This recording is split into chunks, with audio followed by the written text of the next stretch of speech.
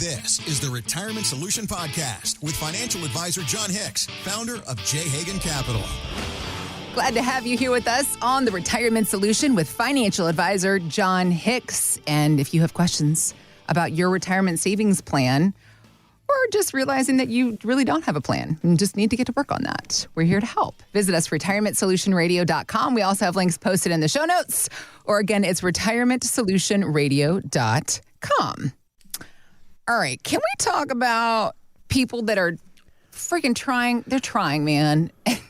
Sometimes you just feel like I feel like I'm trying. I feel like I'm always trying. I don't know that I ever get to what I'm trying to do. Can I tell you? I'm working on it. One of my dad's favorite dad jokes, whenever I'm talking about stuff, I'm like, come on, Dad, like I'm trying here. He said, yes, you are. You are very trying. And I'm like, ha, ha, ha.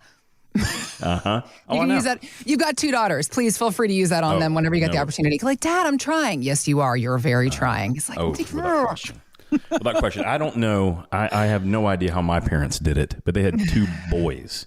So it was really a series of grunts and pushing each other into the walls in the hallway. Well, they just let you shove each other around.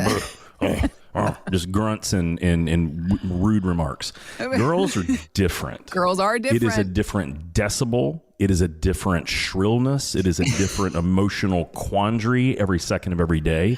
And would I change it? No.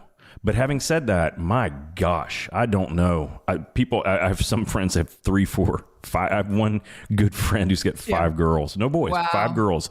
And he's just like, dude, I'm just and he just has this look in his eyes. And I'm like, man, I got you. I mean, I just have a portion of come over whenever you need a glass of bourbon. Yeah. Yeah. He actually stopped drinking. He goes, it would be bad. He goes, for the time being. He'll have a glass of wine, at dinner every once a month or whatever. Right. But he's like, man, I would just drink a pitcher of margaritas and then that ensues more talking about it. He goes, yeah. So yeah. I had to put it on pause for a little while. Right. I'm like, maybe that's a good thing. Maybe that's a great thing. Anyway. Let me tell you, as my dad, he raised 2 girls and he's on the other side of it. And, do all the dadding that you have to do while you got to do it because we turn out all right and we come back to you and everything's okay now. So it's just keep doing what you're doing. Keep on keeping on. Absolutely. All right. So let's talk about thinking about the folks that you raised, thinking about the folks that you work with and the tryings that they are trying to do because This is very sad to me. I was reading this article talking about big mistakes that we make with our 401ks. One of the biggest mistakes that we make is when we leave our jobs. This is where it gets sad. You can tell people are trying. People roll their 401k over to an IRA. Awesome. Good for you. You took that first step. You're trying to make good choices. But what happens is it gets rolled over and likely lands into a market type cash account that only pays a marginal rate of interest. And so this new study by Vanguard found that nearly a third of these rollovers, John, are still sitting in cash 7 years later. And you think about all the market gains that have happened over the last 7 years. Wow. So a la these 401 IRAs, they're missing out on market gains. Here is wealth manager Ed Murphy on Yahoo Finance speaking to this situation. Unfortunately, it happens more often than it should. There's a couple things that you can do to avoid it. One is you can stay in the plan. So when you change jobs or retire, you don't necessarily have to take the money out and roll it to an IRA. Oftentimes, it's better to leave it in the plan and get the benefit of better pricing, oftentimes diversified products that you can take advantage of. But to the extent that people do want to roll it over, it's really important that you consult with an advisor so that when you do roll it to another institution and you roll it into an IRA, the money doesn't sit there. It actually gets put to work based on what your investment objectives are. Okay, I have a few questions about the things that he was saying because one, he said, leave it in there. That's a better idea.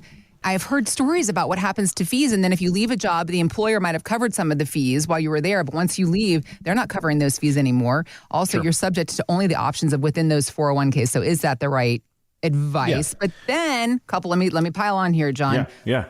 2, what could the cost be for somebody who makes this kind of mistake?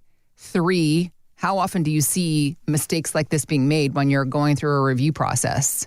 Yeah, so if you think about it, let's go through that kind of in the order that the article was written. So number 1, if you leave a job, should you leave it in that old 401k or should you roll it over? Now, to me, this is one of the biggest things about control of your money. If you're no longer working with a company anymore, whether it was your choice or their choice, I don't like the idea that they can still make decisions on that money that belongs to me. That's number one. Number two, the reason to think is that if you're no longer an employee, they may not be eating some of those 401k costs. Right. And when you look at the historical data out there, it says that the average 401k in America costs about 1.6 to 1.7% a year. Now that to me, that's about twice the expense that someone could be paying, even if they had a skilled advisor that did tax planning, even if they did estate planning. That's twice as much as what a quality advisor will cost most people. Now, if you took it to Vanguard, or if you took it to Schwab and did it on your own, or you took it to Fidelity,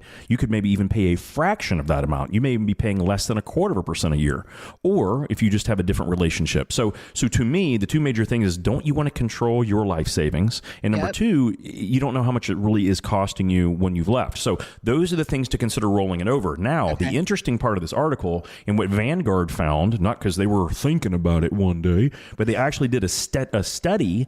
They found that, hey, when people roll it over, they kind of don't know what the heck they're doing. And so they've left it in money market. Now, let's talk about that for a second. For 7 years. Ladies and gentlemen, if you average 8% a year, that money will nearly double in a 7-year time frame. Okay, period.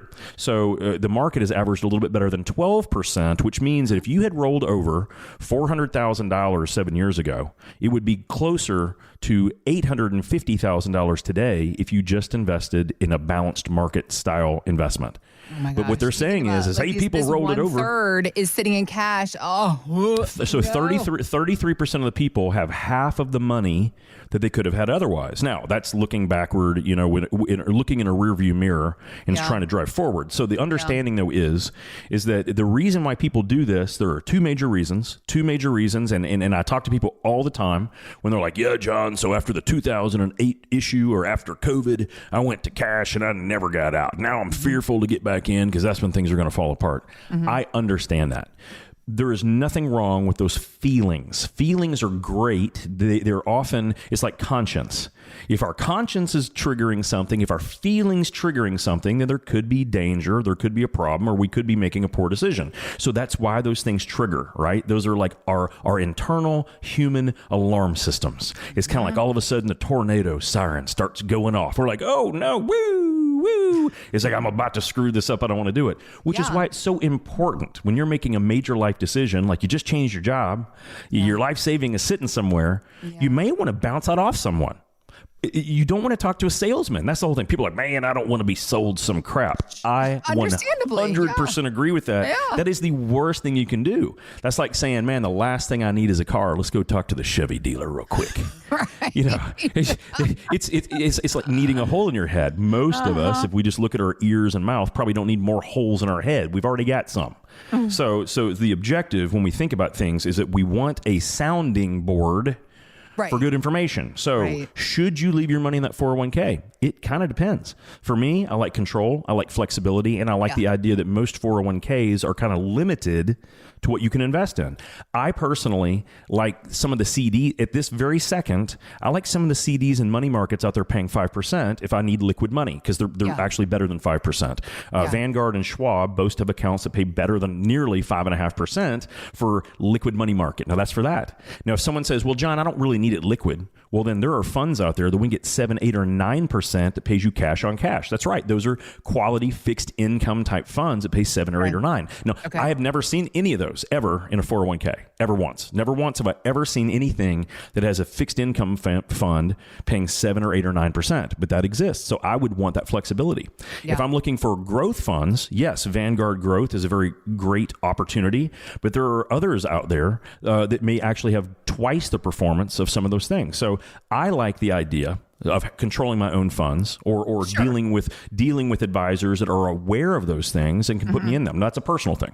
But when it comes down to the fear factor, that is something that this is why, and this is probably the biggest reason why I say anyone should at least get a second opinion from a skilled fiduciary advisor. And that word is overused, fiduciary, unfortunately. But here's what it means. In any other country outside of the United States, if someone gives you tax advice, legal advice, or investment advice, they should be held to the higher standard. Unfortunately, in the United States, attorneys have to do the right thing. They have to tell you the truth. CPAs can go to jail if they lie or don't tell the truth. It's very unfortunate that the financial services industry, not everyone is held to the golden standard. If they can make more money, they may actually try it, and it's legally allowable for them to try to make more money off of us. That, to me, is robbery, or at the least, it's an error of omission. It's a lie. It's a falsehood. But hey, that's America. There are goods, bads, and the ups and the downs. So it's very important to me that someone understand the advice they're being given and who they're being given it by. So to me, I would want a deal, just a personal thing. Think about it. What do we want? I would want a deal if I'm getting financial advice. I would want to get that financial advice from a place that actually has CPAs and actually has tax attorneys and actually has estate planning attorneys on their staff. And here's the reason why, John. Independence is important. I know going to the big firms that have their names at the very top of the skyscrapers. Fancy and fun. Because they can afford marble walls and they can afford conference tables that can seat 90 people, and they have such really nice can afford it? pins and swags. Well, they make it because of all of their double dealings, all of the back office stuff, and all the money they charge their people. Fees. It's true. So if I would want financial advice, I would want to ensure that I'm getting it from someone that actually is going to win when I win. I would want them to be their compensation based on how well you get towards achieving your plan, not just the growth, but how well your plan is proceeding, right? So when you're thinking about this, most of this is just paralysis of analysis. And it's a very easy and simple fix to find out, hey, if I want to talk to someone, who should I talk to? You can call our staff any given day and they'll give you an idea. You can meet any of our advisors, and what I've told every single one of them, because it's the way that I want to be treated. Hey, if we're not a right fit, we're not a right fit, and there's nothing wrong with that. But if we want to protect our money and know how much we have protected, if we want to develop an income stream so that we can live the way we want to live in retirement with dignity and have fun, we want to keep as much as we can away from the government, from taxation, because let's be honest, guys, the government's broke and they're going to need more of our money. And the better job we've done of saving, they're going to need more of our money. There's no way around it. We've heard both parties talking about that. To the point where they're talking about even having to be forced to reduce Social Security. So we're going to have a better plan than what most people have today. And then we want to make sure that if anything happens to us, our surviving spouse can live the life they need, and we want to take care of healthcare. If we do all 5 of those things, we've done it correctly. And that is one thing I can be honest about. Vanguard doesn't do all that. Individual 401k accounts do not do that. They don't put it all together. So if there's any reason to get a second opinion or to think about, hey, am I doing this the right way? You want to deal with a holistic, independent advisor who understands the 5 major pillars. Because if they understand that, I promise you, whether you choose them or not, you will know what you need to solve for to live the life you want to live. That's what John and his team at J. Hagan Capital are here to help you with. If you need that sounding board, if you want that second opinion, go to our website, retirementsolutionradio.com. You can also click on the links we've got posted in the show notes. Or again, find us anytime, retirementsolutionradio.com. Thanks for listening to the Retirement Solution Podcast with John Hicks. Begin the conversation about your savings plan with John and the team at J. Hagan Capital by visiting retirementsolutionradio.com. Be sure to listen to John's radio show, The Retirement Solution, Saturdays at 8 a.m. and Sundays at 9 a.m. on News Radio 840 WHAS. J. Hagan Capital Inc. is not licensed in all 50 states. To find out if J. Hagan Capital Inc. is licensed in your state, please call 502-690-5635. J. Hagan Capital Inc. is not affiliated with nor endorsed by the Social Security Administration or any other government agency. It does not provide legal or tax advice. Annuity guarantees rely solely on the financial strength and claims paying ability of the issuing insurance company. By contacting us, you may be provided with information about insurance and annuity products offered through J. Hagan Capital. National license number 1882794.